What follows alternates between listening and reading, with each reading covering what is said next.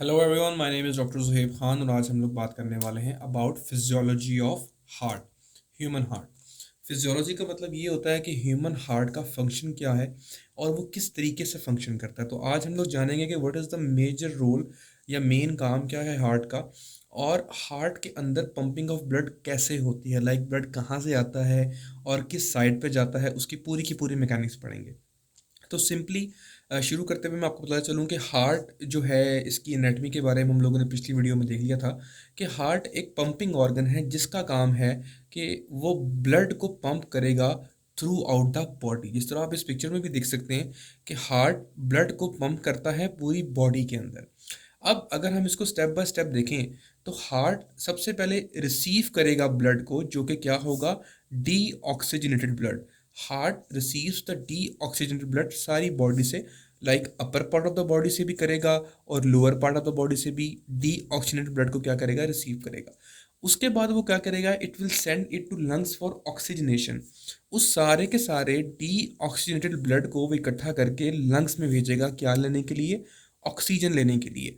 Oxygen लेके जब वो ब्लड दोबारा वापस हार्ट में आएगा, then it pump blood back to the whole body. वो इस सारे के सारे ब्लड को दोबारा से पूरी बॉडी के अंदर क्या कर देगा, सर्कुलेट कर देगा, ताकि जहाँ जहाँ जिस जिस सेल को ऑक्सीजन चाहिए, न्यूट्रिशन चाहिए, वो उस ब्लड के थ्रू पहुँच जाए। तो सिंपली हार्ट जो है वो 3 स्टेप्स के अंदर जो है वो काम करता है। सबसे पहले ब्लड रिसीव करेगा, उसको लंग्स में भेज के ऑक्सीजन एनरिच करवाएगा, और उसके बाद दोबारा उसको रिसीव करके लंग से पूरी बॉडी के अंदर बैक फ्लो कर देगा, पूरी बॉडी के अंदर उसको भेज देगा। अब हम लोग देखते हैं थोड़ा क्लोजर लुक के अंदर कि ये सारे का सारा मैकेनिज्म जो है ये हो किस तरह रहा होता है। So these are the two upper chambers of human heart and these are the two lower chambers of human heart. Okay, तो नाम करने के लिए मैं वैसे इसको लेबल कर देता हूँ। That is right atrium, right ventricle, left atrium and left ventricle. हम लोगों ने पिछली वीडियोस के अंदर देखा था कि यहाँ पे हमारे पास कुछ जो हैं वो वैल्व्स जो हैं मौजूद होते हैं to prevent the back flow of blood. तो simply see this is the diagram of a human heart.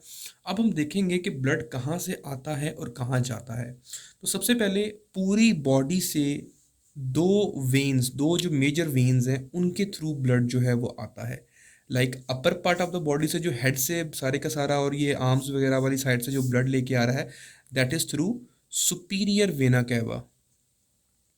Superior हम लोग इसको कहते हैं क्योंकि ये ऊपर वाली साइड से आ रही होती है, सुपीरियर वेना कैवा। और जो नीचे वाली साइड से आप देखें पूरी लेग से, एब्डोमेन से, हर जगह से जो यहाँ पे ब्लड लेके आ रही है, दैट इज inferior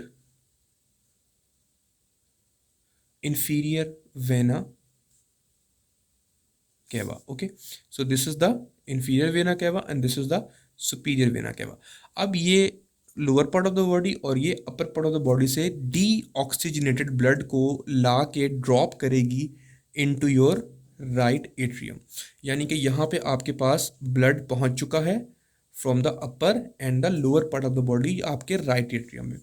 अब राइट एट्रियम क्या करेगा कि राइट एट्रियम यहाँ पे कॉन्ट्रैक्ट करेगा और सारा ब्लड जो है वो इन वैल्व्स के थ्रू होता हुआ कहाँ पहुँचेगा, आपके राइट वेंट्रिकल में पहुँचेगा। राइट वेंट्रिकल जो वेंट्रिकल्स होते हैं वो कंपैरेटिवली लार्ज चेम्बर्स होते हैं as compare to your atria. Blood deoxygenated blood from the right atria moves down towards the right ventricle. अब हम लोगों ने पढ़ा था कि राइट वेंट्रिकल से एक हमारे पास निकल रही होती है आर्टरी, जिसको हम लोग यहाँ पे आर्टरी निकल रही होती है। इस आर्टरी को हम लोग क्या कहते हैं, इस आर्टरी को हम लोग कहते हैं pulmonary artery. This is your pulmonary artery. अब जब राइट वेंट्रिकल कॉन्ट्रैक्ट करेगा तो यहाँ पे जितना भी ब्लड था वो सारे का सारा, यहाँ पे एक वैल्व होता है जिसको हम पल्मोनरी वैल्व बोलते हैं, उसके थ्रू क्रॉस करता हुआ आपकी पल्मोनरी आर्टरी में आएगा। अब पल्मोनरी आर्टरी जो है वो सीधी जाके ड्रेन होती है इनटू योर लंग्स। आपके यहाँ पे लेफ्ट लंग होगा, इस जगह पे आपका राइट जो है वो लंग्स आ जाएंगे, ठीक है। तो अब यहाँ से राइट वेंट्रिकल से ब्लड सीधा मूव किया टूवर्ड्स योर लंग्स। अब लंग्स से ब्लड क्या लेगा, ऑक्सीजन लेगा, ठीक है, from right and left as well. अब यहाँ से होगा क्या कि वो ब्लड लेके दोबारा कहाँ पे आएगा, यहाँ से जो ब्लड है ऑक्सीजनेटेड ब्लड, अब ब्लड के ऊपर ऑक्सीजन आ चुकी है, उसने ऑक्सीजन कैरी कर ली है, लिहाजा अब हम उसको कहेंगे ऑक्सीजनेटेड ब्लड। अब ऑक्सीजनेटेड ब्लड जो है वो from your right and left lung move करेगा इनटू योर लेफ्ट एट्रियम। यहाँ पे आपका ऑक्सीजन रिच ब्लड जो है वो आ चुका है, कहाँ से, आपके लंग्स के थ्रू यहाँ से ये आ चुका है, यहाँ से राइट लंग से भी आ गया और लेफ्ट लंग दोनों से आ गया। अब उसके बाद होगा क्या कि ये लेफ्ट एट्रियम जो है ये अगेन स्क्वीज करेगा और यहाँ पे जितना भी ब्लड है वो इस वेल्व से, जिसको हम लोग बाइकस्पिड वेल्व भी बोल रहे थे, यहाँ से होता हुआ आपके लेफ्ट वेंट्रिकल में आ जाएगा। अब याद रहे कि लेफ्ट वेंट्रिकल जो है इसकी जो वॉल्स होती हैं, जो इसकी वॉल होती हैं, ये स्ट्रॉन्गेस्ट होती हैं। चारों चेम्बर्स में से सबसे स्ट्रॉन्ग चेम्बर जो होता है वो लेफ्ट वेंट्रिकल होता है, और सबसे मतलब इसके जो मसल्स होते हैं वो काफ़ी स्ट्रॉन्ग होते हैं, और उसकी वजह ये होती है क्योंकि इसको बहुत फोर्सफुली कॉन्ट्रैक्ट करना पड़ता है। उसकी वजह ये है कि इसने ब्लड को मूव करना है इनटू द होल बॉडी, और बॉडी जो है वो बहुत बड़ी है, इस तक ब्लड पहुंचने के लिए, ब्लड को मूव करवाने के लिए ज़्यादा कॉन्ट्रैक्शन की ज़रूरत होगी। जबकि राइट वेंट्रिकल जो है, लंग्स बिल्कुल पास ही पड़े हैं, बिल्कुल हार्ट के पास हैं, तो इसको इतना ज़्यादा फोर्सफुली कॉन्ट्रैक्ट करने की ज़रूरत नहीं है। दैट इज़ वाई ये कंपैरेटिवली जो है आप कह सकते हैं कि इसके मसल्स वीक होते हैं comparatively as compare to the left ventricle. अब अगेन लेफ्ट वेंट्रिकल से, जिस तरह हम लोगों ने पढ़ा था कि लेफ्ट वेंट्रिकल से बॉडी की सबसे बड़ी आर्टरी निकल रही होती है, यहाँ से एक और आर्टरी निकल रही है, that is the biggest artery of your body, that is aorta. यहाँ से ये हमारे पास क्या निकल रहा है, एओर्टा। अब ये एओर्टा यहाँ से अपवर्ड मूव करेगा और यहाँ से पूरी बॉडी के अंदर अपर साइड के ऊपर, upper side of the head, head पे, आर्म्स पे, हर जगह पे ये ब्लड जो है ये ट्रांसफ़र करेगा, ब्लड को लेके जाएगा, ठीक है। तो जब लेफ्ट वेंट्रिकल आपके कॉन्ट्रैक्ट करेंगे तो ब्लड सारे का सारा जो है वो मूव करेगा कहाँ पे, आपके यहाँ पे। आपको हमने पढ़ा था कि यहाँ पे एओर्टिक वेल्व होते हैं, एओर्टिक वेल्व के थ्रू वो चला जाएगा एओर्टा के अंदर, और एओर्टा जो होती है वो क्या करती है, फॉर इंस्टेंस अगेन ये ह्यूमन हार्ट है,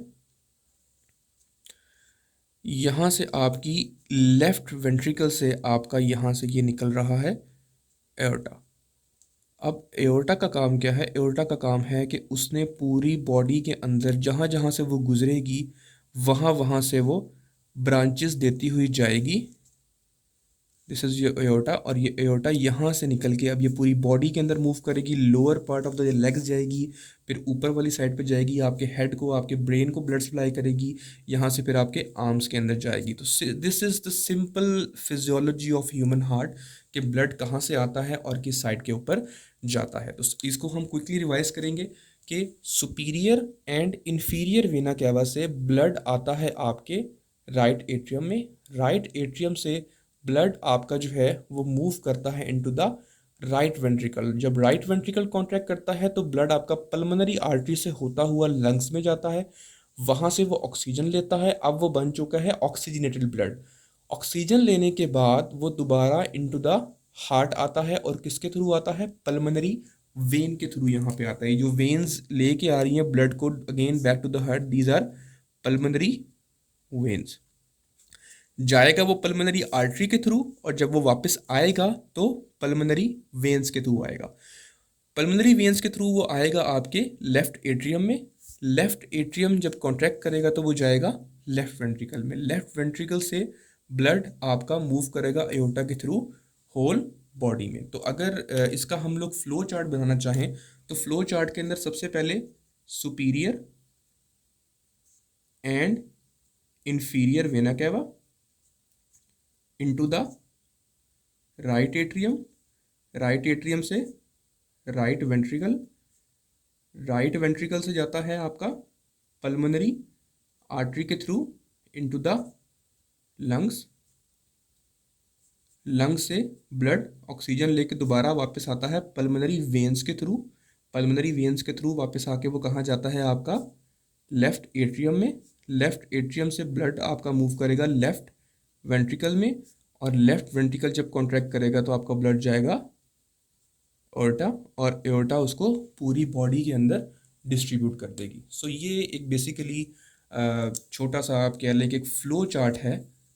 अगर ये आपको फ्लो चार्ट याद हो जाता है देन आपके लिए बहुत इजी है इस सभी चीज़ को याद रखना कि ब्लड जो है वो कहाँ से मूव करता है और किस साइड पे जाता है।